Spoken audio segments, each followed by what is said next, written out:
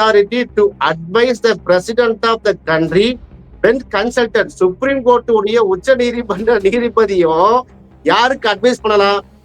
ஜனாதிபதிக்கு அட்வைஸ் பண்ணலாம்.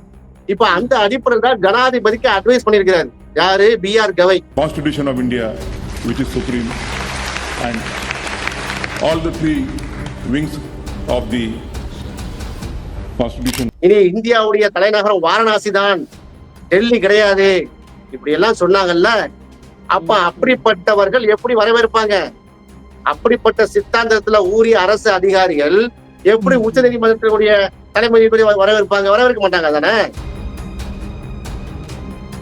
இது கிட்டத்தட்ட நேரடி மோதலாக வெடிக்க வாய்ப்பு இருக்குல்ல. நேரடி மோதல் போல தோன்றுது. இப்ப ஜனாதிபதியும் உச்ச நீதிமன்ற தலைமை நீதிபதியும் நேரடியாக மோதிக்கொள்வதோ ஒரு தோற்றம் ஏற்பட்டிருக்கு. அது சரியான்றேன். மோதல் தோற்றம் இல்ல. மோதல் யாரு? மலையோட முட்டி பண்டைய உடைக்கிறது யாருன்னு கேட்டேன்.